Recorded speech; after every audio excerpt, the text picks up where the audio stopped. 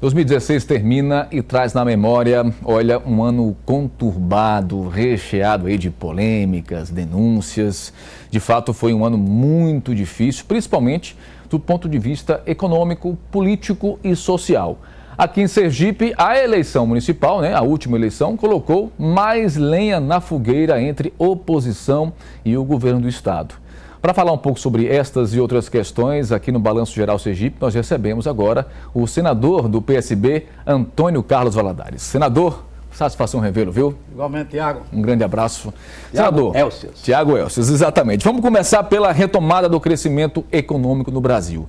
A população sofreu demais esse ano de 2016, senador, porque com essa troca de comando em Brasília, pauta travada no Senado, na Câmara dos Deputados, afinal de contas, temos boas perspectivas para 2017? Bom, antes de falarmos sobre 2017, vamos fazer um ligeiro histórico do que está acontecendo em relação à economia brasileira. Por favor. De fato, 2016 foi um ponto fora da curva, porque a crise econômica, a crise política e ética e a crise social se agravaram. Mas antes, esta crise já anunciava que a partir de 2014, que não cresceu, ou cresceu 0,1%, haveria uma distorção na nossa economia. Para que a gente possa fazer uma avaliação mais correta, em 2010, que foi um boom na nossa economia, nós tivemos um crescimento de 7,5% do nosso PIB. Já em 2014, passou para 0,1%. E hoje nós estamos em torno de 3,3% negativos. Já em 2015 absurda. Foi 3,8% negativos.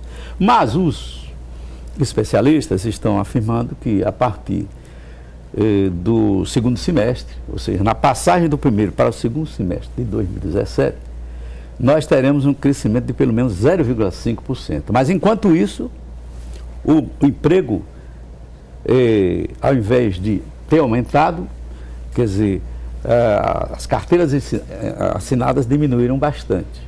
Nós temos hoje um índice de desemprego avassalador. Já são mais de 12 milhões e 100 mil pessoas desempregadas. Situação difícil também anda. Situação difícil de se contornar, muito embora medidas econômicas devem ser tomadas no sentido de dar credibilidade maior aos investidores, porque ninguém investe num país que não tem credibilidade. Não tenho dúvida. A mudança de comando, a saída de Dilma, a chegada do Temer, tem sido preponderante para isso ou essa confusão inteira que está acontecendo em Brasília, com a possibilidade, inclusive, da impugnação da própria chapa do Temer com a Dilma, com a possibilidade de assumir uma outra pessoa, né? Olha, eu acho que a crise política, sem dúvida alguma, que interfere no problema econômico, porque o que é que os investidores e o mercado esperam?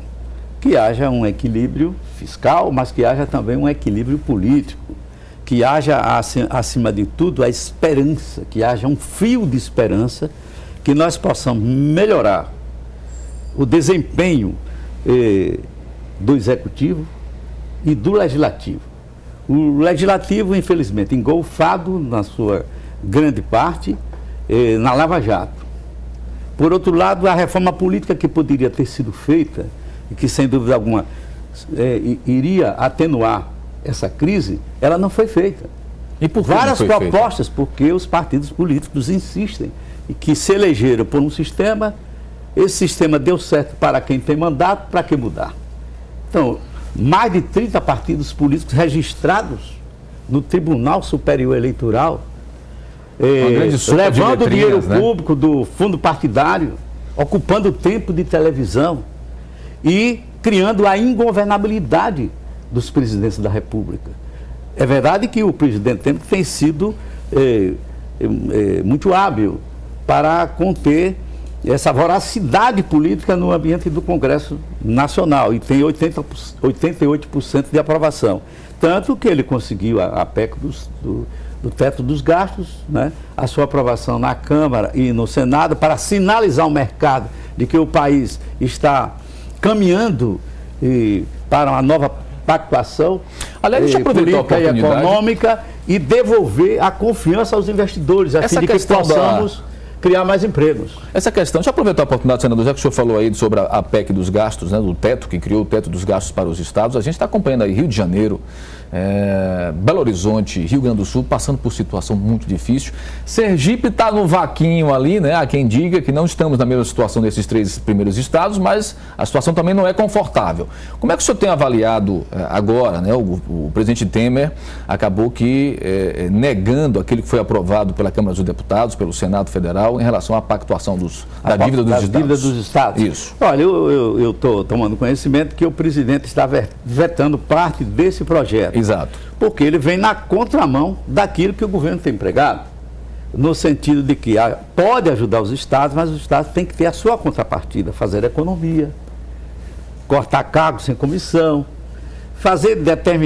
tomar determinadas atitudes que possam configurar atos de responsabilidade administrativa, de gestão administrativa. E, infelizmente, esses estados mais mergulhados na crise, eles insistem em que estamos ainda no século passado, onde não havia falta de dinheiro, de recursos para investir, inclusive no sistema básico de saúde, de educação. E promover uma distribuição justa da renda do Estado. Mas a lei da responsabilidade fiscal não foi criada exatamente para isso, senador? Ela foi criada, mas, na verdade, infelizmente, os estados, muitos deles, ultrapassaram essa lei de responsabilidade, né? Burlaram a lei de responsabilidade fiscal. Então, o governo federal, que deve dar o exemplo, deve ser o modelo, está fazendo a sua parte. O que é que o governo federal agora quer? Que os estados executem também a sua parte. Aqui no estado de Sergipe, infelizmente, o nosso governo, digo que é o nosso governo, que é o governo de Sergipe, não é? Sim. Não é o meu governo, é o nosso governo. Sim. Infelizmente, não está fazendo a sua parte. Tanto que, recentemente, esta semana, inclusive eu coloquei nas redes sociais, que o estado de Sergipe, em termos de desempenho, de competitividade, é o segundo pior do Brasil. Só perde para Alagoas. Aliás, só ganha para Alagoas. Exato. Significando dizer que o estado de Sergipe, que sempre foi um exemplo, né?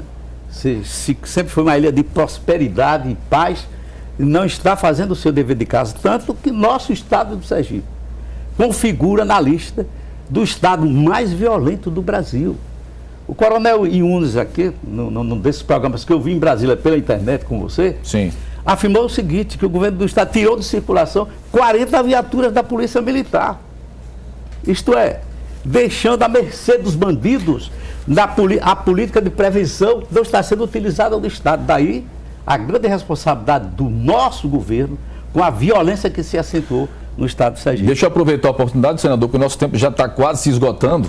Eu queria saber do senhor, como é que anda a relação do senhor nesse momento com o governo do estado de Sergipe? Mas antes que o senhor me responda, segunda-feira nós tivemos aqui no Balanço Geral Sergipe a presença exatamente do governador Jackson Barreto e foi feito a ele essa mesma pergunta. Vamos acompanhar o que ele disse. Como está ou como é a relação do senhor com os senadores Amorim e Valadares? Eu acho que você fez uma pergunta muito complicada, Diego. Não há nada. Por quê, governador? Aí eu reforço. Por quê? Porque não tem relação nenhuma com esses dois cidadãos. Até porque, para ter relação com eles dois, eles precisavam ajudar mais o nosso estado. Não é a pessoa de Jackson Barreto. Eu não preciso da ajuda pessoal deles. Mas o estado de Sergipe e o povo sergipano precisa dos dois. Eu acho ruim quando o senador que tem condições de trazer recursos para o estado trabalha na comissão de orçamento para cortar os recursos do estado. E isso aconteceu esse ano, quando o estado pela primeira vez perdeu seu recurso que tinha todos os anos na construção do orçamento da União através de emendas da nossa bancada. Bom, uma pequena palavra do governador Jackson Barreto. O que é que o senhor tem a dizer sobre isso? Primeiro, ele não está falando a verdade. Quem precisa trabalhar, e muito, para readquirir a credibilidade perdida, ele está com 70% de rejeição, é o governador do estado, Jackson Barreto. Os senadores cumprem com o seu papel, com a sua obrigação. Nós aprovamos para Sergipe, 100 milhões de reais para o Baixo São Francisco. Nós conseguimos uma forma de tirar 30 milhões da Infraero, e o dinheiro já vai entrar esta semana, antes do final do ano, no Caixa do Estado, 30 milhões para o Hospital do Câncer. Ou seja, não tem mais desculpa agora. Não tem mais desculpa. Aquilo que ele ficava aí enrolando, botando de barriga, agora ele vai ter que mostrar que tem recurso. E tem recurso. São 62 milhões que estão nos cofres do Estado. E, além disso, essa semana, nós colocamos em favor da DESO, a Secretaria de Infraestrutura, mais de 6 milhões e 400 mil reais para esgotamento sanitário. Colocamos mais 7 milhões para a universidade fazer um centro de assistência para a saúde, em Lagarto, para atender a toda a região. E ainda colocamos mais 2 milhões para um centro de fisioterapia na cidade de Simão Dias. Senador, a gente tem 3 minutos. Só essa semana. Só essa semana. A gente tem 3 minutinhos. E mais 100 milhões que nós colocamos para Aracaju, para fazer obras de drenagem e pavimentação em todos os bairros periféricos da nossa cidade. Onde é que o senador não trabalha? Onde é que os senadores não trabalham?